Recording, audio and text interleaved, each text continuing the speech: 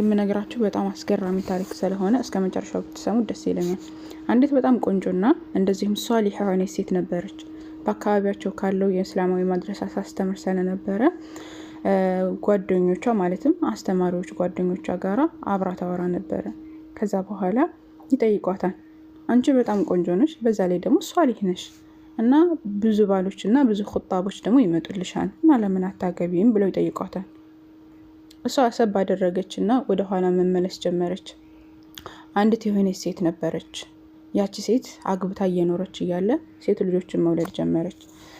እየወለደች ሳለ ግን ባልየው ደስተኛ አልነበረም። 5 ሴቶችን በተከታታይ ቢወልድለትም ይሄ ነገር ወንድ ስላልሆኑ አላስደሰተውም ነበርና ወንድ ካልወለድሽልኝ አልፈልግም አትወለጂ እስከማለት ደረሰ። ከዛ 6ኛ ስታረግዝ አሁን የምትወልጂው ሴት ከሆነች አውጥቼ ጥላታለሁ፣ ወንድ ከሆነ ግን ችግር የለውም በጣም ደስተኛ ሆናለሁ ይላታል። እናቲቱን በጣም ፈራች። አላህ Subhanahu Wa Ta'ala ለመነች፣ ሴት ወንድ እንዲሆንላት ተመኘች። ነገር ግን አላህ Subhanahu Wa Ta'ala ቀድሮት ያቺ ያረገዘችው ሴት ወንድ ነው የሆነ ማነው ሴት ነው የሆነችው ማለት ነው። ሴት ሆነችባት። ከዛ በኋላ አባትየውም እንዳለው አውጥቼ ጥላታለሁ ብሎ ተናግሮ ስለነበረ ያቺ እንደተወለደች ማለት ነው ህፃኗን ወስዶ የሆነ ቦታ ላይ አስቀመጣት። ሰዎች ግን ሊያነሷት አልቻሉም። ከዛ መለሳት። እንደዚህ በተደጋጋሚ 1 ሳምንት ያክል እያወጣ ከውጭ ላይ ቢያስቀምጣትም ሰዎች ግን አንስተው ሊወስዷት በፍጹም አልቻሉም። ከዛ በኋላ ወደ እናቷ መለሳትና እናቷን ያችን ህፃን ልጅ እናቷ ማሳደግ ጀመረች ማለት ነው። አሳደገቻት። በጣም ደስተኛ ሆነች ልጇ ስለተመለሰችላት። መጨረሻ 2ኛ አረገዘች። ስታረግዝ ግን ማለትም አሁን 7ኛ ማለት ነው። 6 ሴት ልጆችን ወልዳለች። 7ኛ አረገዘች። 7ኛ ስታረግዝ ግን ወንድ ነበረ። አባትየው በጣም ተደሰተ። በጣም ደስተኛ ሆነ ማለት ነው። ነገር ግን በጣም የሚያሳዝነው ነገር ያ ወንድ ልጅ ሲወለድ ትልቅ የመጀመሪያ ልጁ ትሞታለች፣ ሴቷ ማለት ነው። ከዛ አሁንም ቀጠለች። ሴትዮ ስታረግዝ ቀጣይዋ ትሞታለች። ከዚህ ከመጀመሪያ ልጁ 2ኛ ልጁ ሴቷ ትሞታለች። በተከታታይ 5 ልጆች ወለደች። 5 ወንድ ልጆች ወለደች። 5 ሴቶቹ ደግሞ በተከታታይ ሞቱ። ሱብሃንአላህ። በተከታታይ ሲሞቱ ማን ይቀራል? ያቺ ልትጣል የነበረችው ሴቷ ትቀራለች፣ ወንዶቹ ይቀራሉ ማለት ነው። ከዛ እየኖሩ እያለ እናቲቱ ትሞታለች።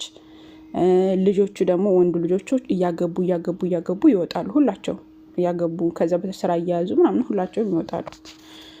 ያቺ እንትኗ ትቀራለች። ያቺ ልትጣል የነበረችው ሴት ትቀራለች፣ አባቷ ይቀራሉ። ያቺ ሴት አባቷን የምትንከባከበው እሷ ናት።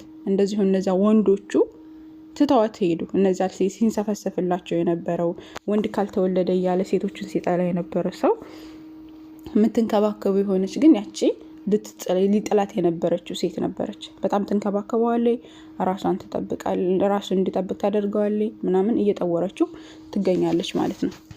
ከዛ በኋላ ይህንን ታሪክ ከነገረቻቸው በኋላ ያቺ ሴት ማን እንደሆነች ታውቃላችሁ ብላ ጠየቀቻቸው። ከዛ እንጃ ማንነት ሲሏት እኔ ነኝ ብላ መለሰች ማለት ነው። ሱብሃነል ኻሊቅ። ከዚህ ትምህርት በጣም ብዙ ትማራላችሁ ቢያስባለሁ። በተለይ ወንዶች ሴቶችን የምትጠሉ ወንዶች ካላችሁ ማለት ነው። አሁን እንደዚህ አይነት አመለካከት አለ ብዬ አላስብም። ድሮ ግን በጣም ነበረ ብዬ አስባለሁ። እና ሴቶችን በዚህ ልክ መጥላት የሐራምና የተከለከለ ነው በእስልምና። እስልምና ሴቶችን ያከበረ ትልቅ ዲን ነው። ሴቶችን ከፍ ያደረገ ያከበረ ነው። የአላህ መልእክተኛ አለይሂ ሰላቱ ሰላም ላ ተክረሁል በናት ብላን ቀጥታ ማለት ነው ሴቶችን አትጥሉ فإنهن معنسات الغاليات እነሱ በጣም የተከበሩ የተወደዱ ፍጡሮች ናቸው ብለው የአላህ መልእክተኛ አለይሂ ሰላቱ ሰላም ተናግረዋልና ልንጠላቸው አይገባም፣ ሴቶችን ልናከብር ነው የሚገባው ብለው የአላህ መልእክተኛ አለይሂ ሰላቱ ሰላም ተናግረዋል። ስለዚህ ሴቶችን አክብሩ፣ ሴቶችን ውደዱ። የአላህ መልእክተኛ በሰሂህ ሙስሊም ሐዲሳቸው ላይ ምንድነው ያሉት? قال رسول الله صلى الله عليه وسلم من على جاريتين 2 ጃሪያዎች ወይ 2 ህፃናት ልጆችን ተንከባክቦ ያሳደገ حتى يبلغوا እስከሚያድጉ ድረስ جاء يوم القيامة የቂያማ ቀን ይመጣል። انا وهو እኔና እርሱ አሉ وضم اصابعه ከዛ 2 ጣታቸውን አወጡና እንደዚህ ሆነን አብረን ነው የምንነሳው ብለው ከአላህ መልእክተኛ እኩል እንደሚነሳ እነዚህን ሴቶች በዲን ተንከባክቦ አሳምሮ ያሳደገ ሰው የውመል ቂያማ ከአላህ መልእክተኛ አለይሂ ሰላቱ ሰላም ጋር እኩል እንደሚነሳ ተናግረዋል ማለት ነውና ይሄ ትልቅ የሆነ ሸረፍ ነው በራሱ። ሌላው የአላህ መልእክተኛ አለይሂ ሰላቱ ወሰላም ሴቶች ከወንዶች እኩል እንደሆኑ ተናግረዋል። ኢነመ ኒሳኡ ሸቃኢቁ ሪጃል፣ ሴቶች እኮ የወንድ እኩል ናቸው ወይም ደግሞ የወንድ አቻ ናቸው ብለው የአላህ መልእክተኛ አለይሂ ሰላቱ ወሰላም ተናግረዋል። ስለዚህ ከወንድ ዝቅ አድርገን ሴቶችን ልንጠላ አይገባም ብለዋል የአላህ መልእክተኛ አለይሂ ሰላቱ ወሰላም። ሌላው ለሴቶች መልካም መሆን የአላህ መልእክተኛ አለይሂ ሰላቱ ወሰላም ተናግረዋል። አቢ ሁረይራ በዘገቡት ሐዲስ ላይ ምን ይላሉ የአላህ መልእክተኛ? እስተውሱ ቢኒሳኢ ኸይራ፣ ለሴቶች መልካም የሆነን ነገር አድርጉላቸው ወይም መልካም ዋሉላቸው ብለው የአላህ መልእክተኛ አለይሂ ሰላቱ ወሰላም ተናግረዋል።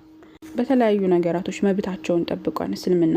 ለምሳሌ ውርስ ላይ መካፈል እንዳለባቸው በሱረቱ ኒሳ ምዕራፍ 4 ቁጥር 7 ላይ ተናግሯል። እንደዚሁም ደግሞ ሴቶችን መንከባከብ የመስራት መብት እንዳላቸው ማለት ራሳቸውን ጠብቀውና ራሳቸውን ሆነው የመስራት መብት አላቸው። ነገር ግን የሚያስተዳድራት ወንዱ ነው። አባት ካላት አባቷ ነው ተንከባክቦ የሚያሳድጋት። ባል ካላት ባሏ ነው ተንከባክቦ የሚጠብቃት። ወንድም ካላት ወንድሙ ነው። ያኔ ኃላፊነት ያለባቸው ወንዶች ናቸው። ወላኪን እኔ ወጥቼ ሰርቼ ራሴ የምለውጥ እፈልጋለሁ ካለች ትችላለች ብሎ አምላካችን አላህ አዘ ወጀል ተናግሯል። በሱረቱ ኒሳ ምዕራፍ 4 ቁጥር 32 ላይ መመልከት ትችላላችሁ ማለት ነው። እና ሴት ትልቅ ክብር አላት እስልምና ላይ። እንደዚሁም ሴቶችን ማክበር የእምነት ምልክት እንደሆነ ራሱ ተናግረዋል የአላህ መልእክተኛ አለይሂ ሰላቱ ወሰላም። ኸይሩኩም ከእናንተ የተሻለው ኸይሩኩም ሊአህሊሂ፣ ከእናንተ ኸይር ወይም መልካም የተባለው የተሻለው ለቤተሰቦቹ ወይም ለሚስቱ ጥሩ የሆነው ወአነ ኸይሩኩም ሊአህሊ፣ እኔ ከእናንተ ለሚስቶቹ እየተሻልኩ ነው ወይም ደግሞ ከእናንተ የበለጥኩ ነው ብለው የአላህ መልእክተኛ አለይሂ ሰላቱ ወሰላም ተናግረዋል። እና ኸይር መሆን ለሴት ልጅ ትልቅ እንትን አለው ማለትም ምንዳና ትሩፋት አለው ማለት ነው። ሌላው ሚስትን መመገብ ራሱ ሴቶችን መመገብ ራሱ ልክ ትልቅ ምንዳና ትሩፋት እንዳለው የአላህ መልእክተኛ አለይሂ ሰላቱ ወሰላም ቡኻሪ በዘገቡት ሐዲስ ላይ ተናግረዋል። አንድ ሰው ለሚስቱ የሚሰጣት ልግማ ራሱ አላህ ዘንድ አጅር እንደሚያስገኘው ተናግረዋል የአላህ መልእክተኛ አለይሂ ሰላቱ ወሰላም ማለት ነው። እና በጣም ብዙ ነገራቶች አሉ ስለስልምና ስለ ሴቶች የሰጣቸው ክብር የሰጣቸው እንትን። ሌላው ደግሞ ከጀሃነም ራሱ መጠበቂያ ናቸው የአላህ መልእክተኛ አለይሂ ሰላቱ ወሰላም መን ኢብተላ ሚነል በናት ያኔ በሴት ተፈትኖ ያደገ ወይም ደግሞ ሴቶችን ተፈትኖ ያሳደገ ሰው ቢሸይን ባንደ ነገር ፈአህሰነ ኢለይሂነ፣ ነገር ግን ሲፈተን ፈተናው ላይ ያለፈ ማለት ነው። ገብቷቸዋል። ፈአህሰነ ኢለይሂነ ለነሱ መልካም ሆኖ ካለፈላቸው ካነ ለሁ ሲትረን ለሱ ሲትር ይሆንለታል ሚነናር ከእሳት ማለት ነው፣ ከእሳት ግድግዳ ይሆንለታል ብለው የአላህ መልእክተኛ አለይሂ ሰላቱ ወሰላም ተናግረዋልና እና ሁሉም ምን ነው ይሄንን ባላደረኩ እያለ እየተጸጸተ ይገኛል። ጠዋሪ መጨረሻ ጠዋሪ የሆነችው ግን እሱን የምትንከባከበው ሴቷ ያቺ ጥላት የነበረችው ሴት ነበረችና እና ሁላችሁም ለሴቶች መልካም ዋሉ። ነገ አላህ Subhanahu Wa Ta'ala ፈቅዶ ይቺ ሴት ስታድግ ለእናንተ አጋዥ ረዳት ነው የምትሆነው። በጣም በሚያሳዝን ሁኔታ ከወንዶች ሴቶች ናቸው አባቶቻቸውን የሚወዱት። ግን ሴቶችን በዚህ ልክ ለምን እንደምጠላው አንዳንድ ሰዎች አላውቅም። እና ለሴቶች ትልቅ ቦታ ክብር ይኖራቸው። እስልምና አክብሯታን አልቋታን። ሴቶችን ተንከባከቡ፣ ሴቶችን ውደዱ፣ ሴቶች የጀነት መግቢያ መንገድ ናቸው ብለው የአላህ መልእክተኛ በብዙ ሐዲሳቸውና አላህ አዘ ወጀል በቁርአን ላይ ተናግሯልና ጥንቃቄ ብታደርጉ አሪፍ ነው ያስባለሁኝ። አላህ ይحفظكم። ሰላም